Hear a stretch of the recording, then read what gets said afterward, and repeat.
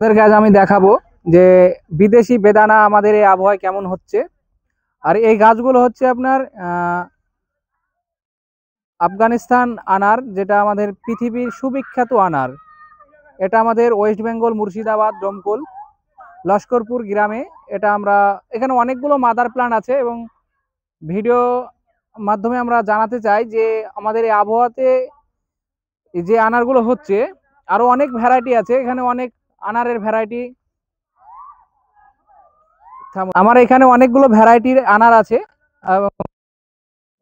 Season white লঙ্ঘন, যেটা আপনার অল টাইম হয়, এখানে আমি কলম করেছি। এগুলো আপনার আমি মাদার প্ল্যান্টের জন্য বসাবো, আর সঠিক চারা যেন পায় মানুষ, সে তার জন্য আমি মানে মাদার প্ল্যান্ট বসিয়েছি।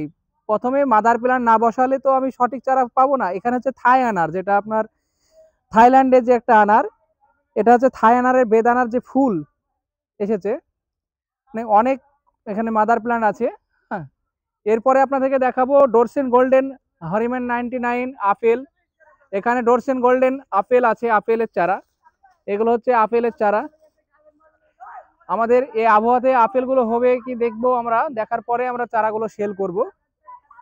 এখানে আপনার হরিম্যান 99 সুইট চার্লি আনার, এই সুইট চার্লি এখানে আপেল, এটার নাম। এর 3 ভ্যারাইটির আপেলের চারা আছে। এবং আপনাদেরকে দেখাবো আমাদের এই আবহাওয়াতে যে পার্সিমনের চারা এবং যে মাদার প্ল্যান্ট। এখানে যে পার্সিমনের গাছটা দেখছেন আপনারা, কিন্তু পার্সিমনের ফুল অলরেডি চলে এসেছে। এখানে যে ফুলগুলো, এই ফুল অনেকগুলোই ফল এসেছে। দেখা যাক কি হয়, আমাদের আবহাওয়াতে হচ্ছে কি হচ্ছে না।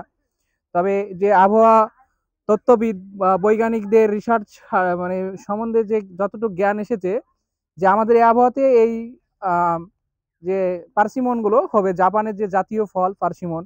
এখানে আপনার গোল্ডেন 8 যে পিয়ারা, সেটার মানে মাদার প্লান্ট।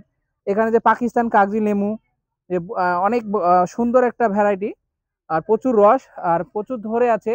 এই মুহূর্তে যে মানে লেবু পাওয়াই মুশকিল যে শীতের এই মুহূর্তে। এবং আপনাদের এই যে গোল্ডেন এটা যে থাই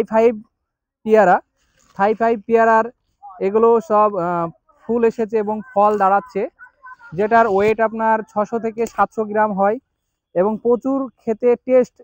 আর মিষ্টি, অনেকটাই বেশি মিষ্টি।